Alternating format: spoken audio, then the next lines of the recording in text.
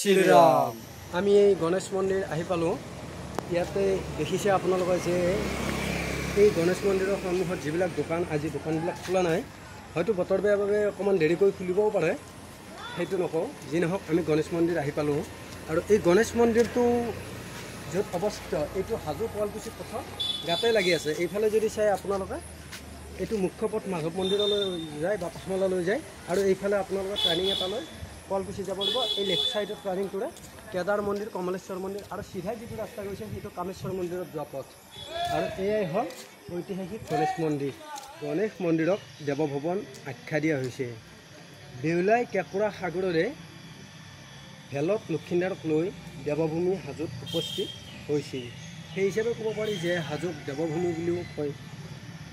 ইয়াতে নেতাই ধুগুনিৰ সহায়ত বেউলাই মিত্ৰ লক্ষীন্দাৰক মহাদেৱৰ সহায়ত জীৱন লাভ কৰিবলৈ সক্ষম হয়। গণেশ মন্দিৰৰ চৰাঘৰতে দেৱতাসকল মিলিত হোৱা বুলি কোৱা হয়।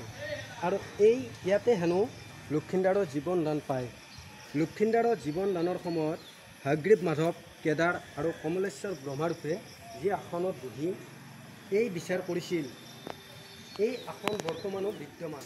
এই কাৰণতে গণেশক দেৱভৱন বুলি মন্দিৰটো চতুৰ্ভুজী অৰ্ধ কাল গণেশ বুলি জনা যায়। চতুৰ্ভুজৰ অৰ্থটো হ'ল চাৰিখন হাত, অৰ্ধৰ অৰ্থটো হ'ল আধা, বুকৰ পৰা ওপৰলৈ আছে, আৰু কাল গণেশৰ অৰ্থটো হ'ল যিবিলাক গণেশৰ মূৰ্তিত নিগনি নাথাকে, সৰ্প থাকে, সেইটোকে কাল গণেশ বুলি কোৱা হয়।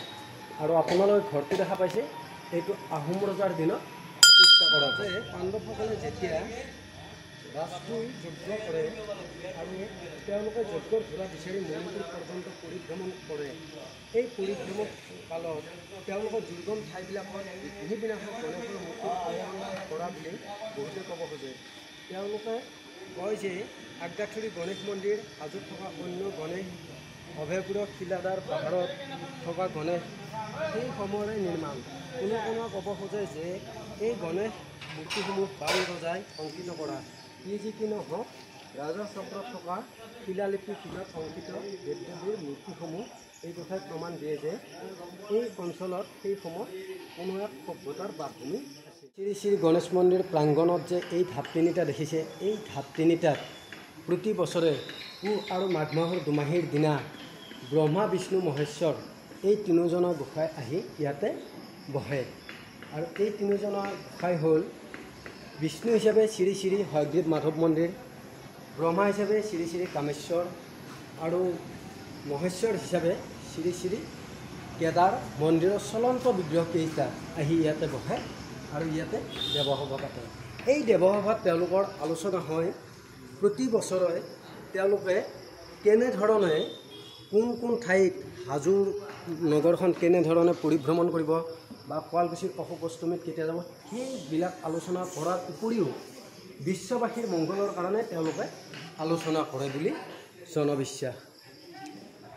হাজো পঞ্চতীৰ্থ দৰ্শন কৰাৰ পূৰ্বে প্ৰথম পৰ্যায়ত এই পঞ্চতীৰ্থ যি দৰ্শন কৰে, এই পঞ্চতীৰ্থৰ প্ৰথম দৰ্শন হিচাপে এই গণেশ মন্দিৰটোৱে দৰ্শন কৰিব লাগে বুলি বহুতো কিতাপত উল্লেখিত আছে।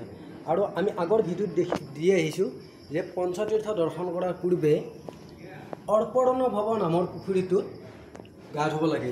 আৰু সেই ভিডিঅ'টো আপোনালোকে আমাৰ আগৰ ভিডিঅ'ত পাই যাব, আপোনালোকে চাব পাৰে। আৰু এয়াই আপোনালোকে চাওক, হাজো পঞ্চতীৰ্থৰ অন্তৰ্গত শ্ৰী শ্ৰী গণেশ মন্দিৰ।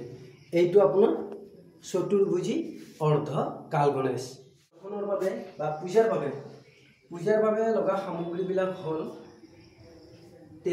তেলৰ চাকি, ঘিৰ চাকি, বিভিন্ন ধৰণৰ ফুল, বেলপাত, ফুলৰ মালা, বেলপাতৰ মালা, সুগন্ধি ধূপ, শাল ধূনা এনেধৰণৰ আনিব পাৰে। আৰু ইয়াত শৰাই আগবঢ়ালে আপোনালোকে বুট মুগৰ শৰাই আগবঢ়াব পাৰে, বিভিন্ন ফল দিব পাৰে, তেনেধৰণৰ। ইয়াত প্ৰতিদিনে দিনৰ ভাগত ভোগ হয়। আপোনাৰ মুগৰ দাইল, ৰহৰ দাইল আনিব পাৰে। ইয়াতে সম্পূৰ্ণ নিৰামিষ ভোগ হয়। ভোগত তেল নহয়, ঘি ব্যৱহাৰ কৰা হয়। আৰু যিখন দাইল বনায়, দাইলতে আলু, কাচকল, ৰঙালাও ইত্যাদি দিয়ে। বিশেষ ধৰণৰ চব্জিৰ কোনো ব্যৱস্থা কৰা নহয়।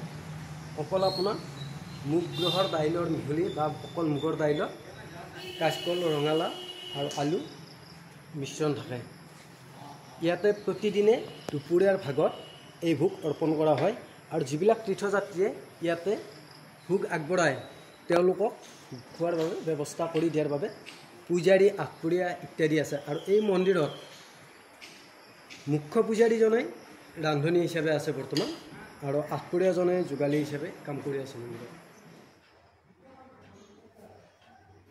এই মন্দিৰতে অন্নপ্ৰসন্ন, বিবাহ আৰু হোমৰ ব্যৱস্থা কৰা হয়। কোনোবা মানুহে যদি অন্নপ্ৰসন্ন পাতে বা হোম পুৰে বা বিবাহৰ কাৰণে আহে, ইয়াতে বিবাহৰ ব্যৱস্থা কৰা হয়।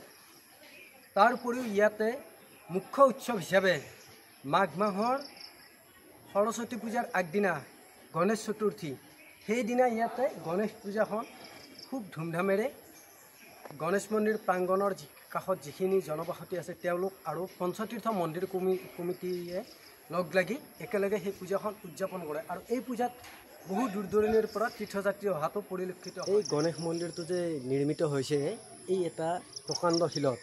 এইটো দীঘলে প্ৰায় 30 ফুট আৰু বহলে প্ৰায় 18 ফুট আৰু ওখটো প্ৰায় 15 ফুট। আৰু এই গণেশ মন্দিৰটো যি নিৰ্মাণ কৰা শিলটো আছে, এই শিলটো বাগৰি আছে। ইয়াৰ উত্তৰ চাইডে ভিতৰৰ ফালে সুৰ এডালৰ দৰে আছে আৰু তাতেই গণেশৰ মূৰ্তিটো খোদিত কৰা হৈছে।